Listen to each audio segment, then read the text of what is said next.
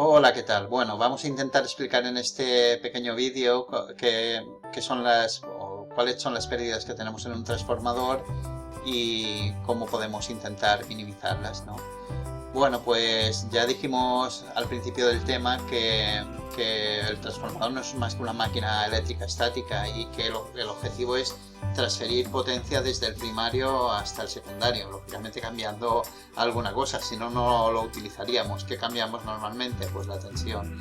Tenemos una tensión a la entrada y queremos otra tensión totalmente distinta a la salida, ¿no? Pero bueno, tenemos el inconveniente de que es imposible transferir completamente toda la potencia de la entrada a la salida, puesto que el transformador, a pesar de ser una máquina muy eficiente, tiene pérdidas. Entonces, pues perdemos una parte de potencia que, aunque reducida, debemos continuar teniendo en cuenta, ¿no?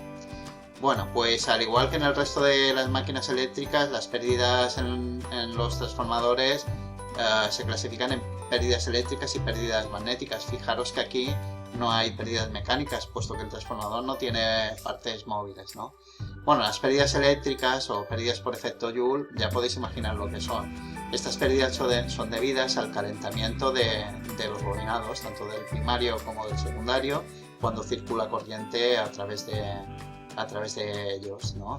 Tienen una determinada resistencia y por tanto disipan potencia en forma de calor. Y las pérdidas magnéticas, bueno, son un poquito más complejas y a veces un poco más difíciles de entender, pero bueno, tampoco no es nada del otro mundo, ¿no? Es decir, básicamente lo que ocurre es que transferimos la potencia del primario al secundario a través de un campo magnético. Y este campo magnético se cierra en el núcleo del transformador, es decir, el campo magnético circula del primario al secundario a través del núcleo y además es un campo magnético alterno. Hasta ahí todo más o menos bien, ¿no? Entonces, ¿qué pasa? Que bueno, que el campo magnético que está circulando a través de este núcleo de hierro magnético, pues lo calienta. Lo calienta debido a unas corrientes que aparecen en el interior del núcleo que son conocidas como corrientes parásitas o de Foucault. Bueno, ¿y qué se intenta hacer? Bueno, pues lo que intentamos hacer es minimizar estas corrientes que aparecen en el núcleo al pasar el campo magnético a través de él, pues colocando chapas o láminas muy finas apiladas. Habéis visto que cuando fabrican un transformador, el núcleo del transformador no es una pieza maciza, sino que está hecha de chapas metálicas, finas y apiladas, ¿no? Pues esto es para minimizar estas corrientes de Foucault que circulan a través del núcleo y que lo llegan a calentar.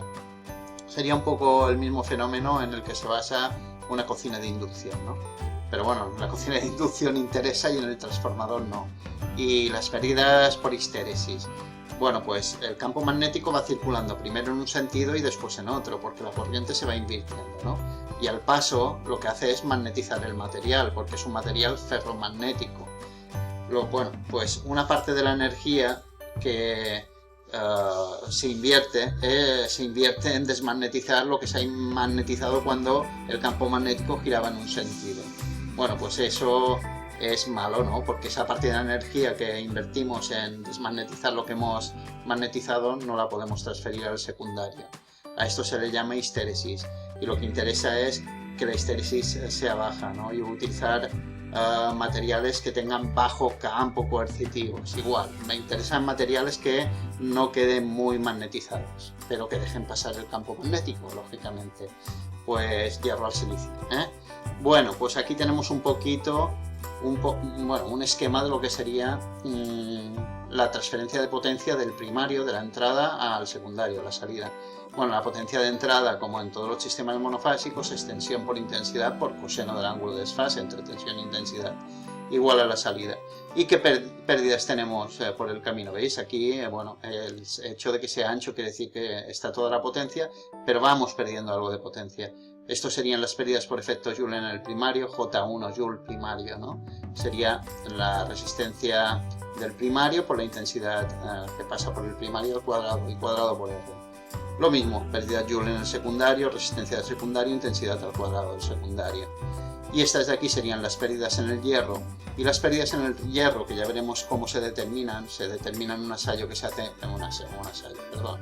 en un ensayo que se hace en los transformadores, básicamente extensión de primario por intensidad de vacío por el coseno del ángulo de vacío.